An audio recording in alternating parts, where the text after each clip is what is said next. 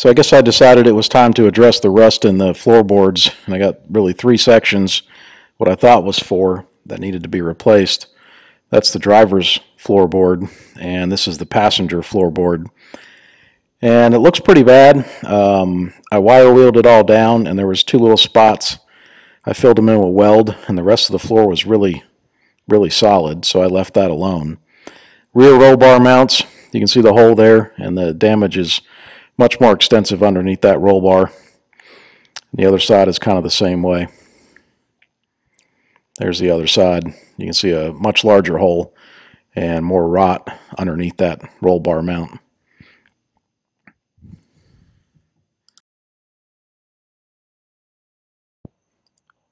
So before I started welding the patch panels and cutting on them, I wanted to take the gas tank out, really just for safety.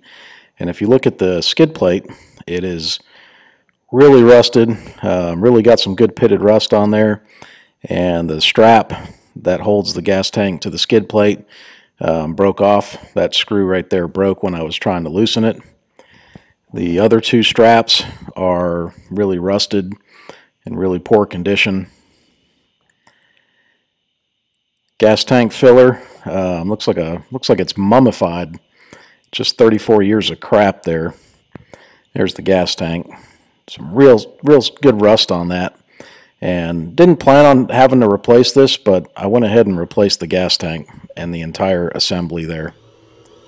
So to get started on this project, I started out drilling out some spot welds. I wire wheeled it down, and when you do that, if you don't have too much rot there, you can see the spot welds, and I was able to drill these out on the rear floor reinforcement panel.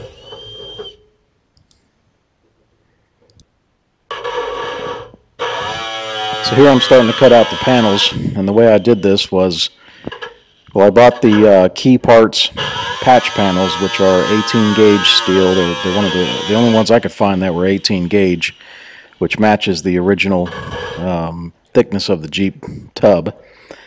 And they're a large panel. They're kind of a seam-to-seam panel, and I didn't need that big of a piece, so I cut that down and I cut it down to the size I needed, drew a line around it with a Sharpie, and then I gave myself about 3/8 of an inch overlap, and I cut that out, and that's what I'm cutting there.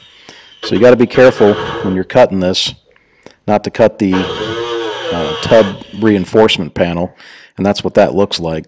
So I did a pretty good job not to cut it. You can see where I drilled out the spot welds, and there's my patch piece right there.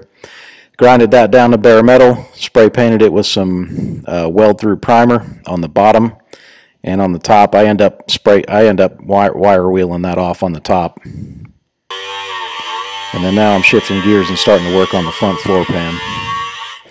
So my idea here was to cut out all 3 panels and then start welding, the patch panels in and weld them in all at once.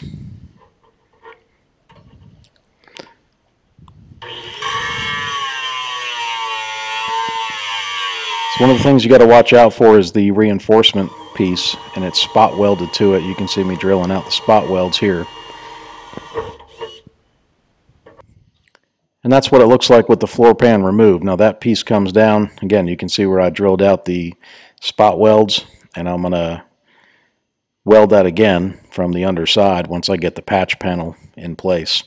But there's a little section that comes down on the top, and then there's this pan that comes out underneath your floor pan to help support the floor pan. So the Key Parts patch panel has the 3 drain holes that are from the factory, but I had 1 extra hole in it, and I used a piece of copper there underneath it to weld that hole shut. And it looks a little messy right now, but I got to grind that down still. So here's the other side, same deal.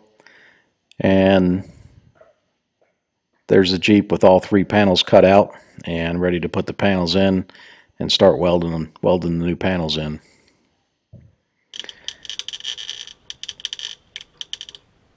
So one thing I learned from watching some other videos was to, when you first start welding the panel in, to make sure you have a good tight fit and use your body hammer to press down on it when you're welding. And the welder I'm using is a Hobart It's a Hobart Handler 140. It's a wire feed welder, MIG welder, and you just have to do your spot welds and work your way around. You can't just run a bead because the panels are just too thin and you'll burn through them. So I worked my way around, took my time, and if you have any weak sheet metal, you will sure discover it because your welder will burn right through it. So you got to be real careful not to burn holes. And again, the tighter you can get that patch panel to fit, the better. So I was beating it down a little bit to get a good tight fit there. Wire wheeling my welds down, cleaning up some of the surface rust that formed from day to day, and then just keep going at it. And then that's what it looks like when you're done with all your welds. Now that's not grinded down, so it will look a little bit better than that, but that's with all the spot welds and what they look like all joined together.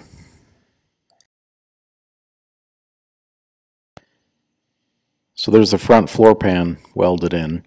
So while I had the Jeep in this condition and I was welding things, I wanted to go ahead and fix some of these holes that were in the tub of the Jeep. That shotgun blast right there, I guess that's from various center consoles over the years. I welded all those shut. That's what that looks like.